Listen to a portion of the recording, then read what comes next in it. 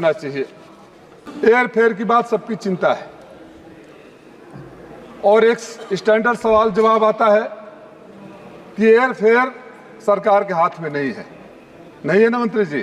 तो नारा किसने दिया था कि हवाई चप्पल वाले को हवाई जहाज में बैठाएंगे?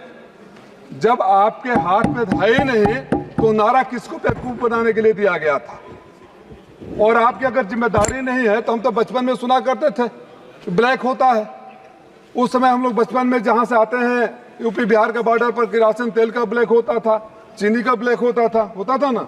हमारे गांव से तो आपके बक्सर से हम किरासन तेल लेकर आते थे तो ब्लैक होता था। तो ये तो आपने ऑफिशियली परमिट कर दिया उनको कि जितना चाहो तो यहाँ से बनारस का किराया 3,000 है, चाहे तो 30,000 ले लो और सरकार हाथ खड़ा कर दे। हमें ऐसी सरकार नहीं चाहिए जो लूटने वालों को कंट्रोल में नहीं रख सके। ये आपको जिम्मेदारी लेनी पड़ेगी मंत्री जी, या तो फिर देश से माफी मांगनी पड़ेगी कि सर्वोच्च नेता ने, मैं नहीं कहूंगा सत्य नहीं कहा था कि हवाई चप्पल वाले को हवाई जहाज में बैठाएंगे।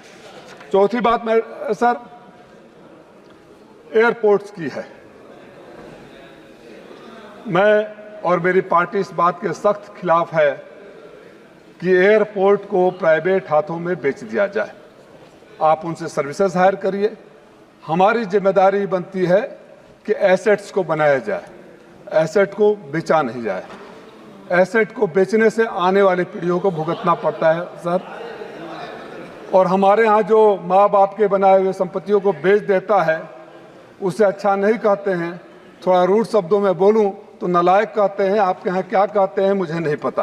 तो मैं ये चाहूँगा कि जो उसका दूसरा दुष्परिणाम होता है, जो एयरपोर्ट का कंस्ट्रक्शन कास्ट कलकत्ता में 5,500 रुपये स्क्वायर फीट आता है, वो दिल्ली का बनता है तो 12,000 रुपये स्क्वायर फीट आता है। तो उसकी कीमतें कौन वसूलता है? उसकी कीमतें तो हमें से वसूली जाती है ना।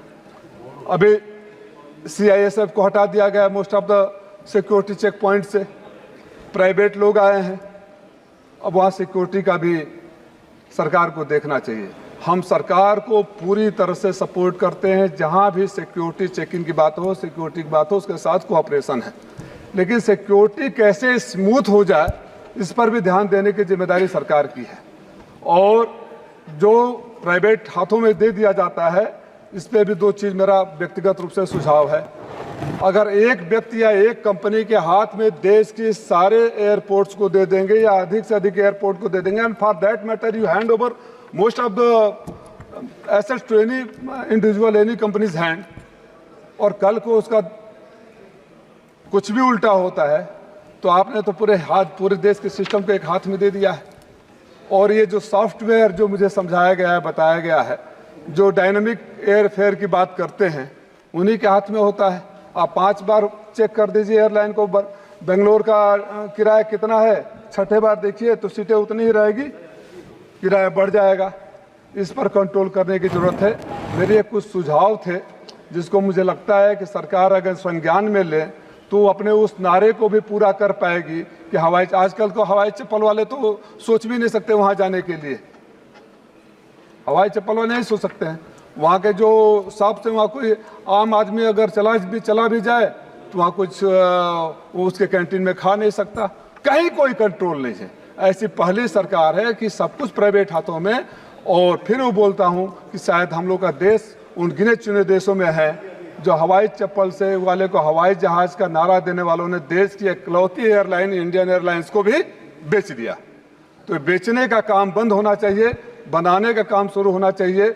सिक्योरिटी है सर, जो है BCS को खास तौर से मॉडर्नाइज करने की ज़रूरत है, इनको ट्रेनिंग देने की ज़रूरत है, इक्विपमेंट को अपडेट करने की ज़रूरत है और सिक्योरिटी हैसल्स को दूर करने की ज़रूरत है। मेरे कुछ सुझाव थे, आपने समय दिया, बहुत बहुत धन्यवाद।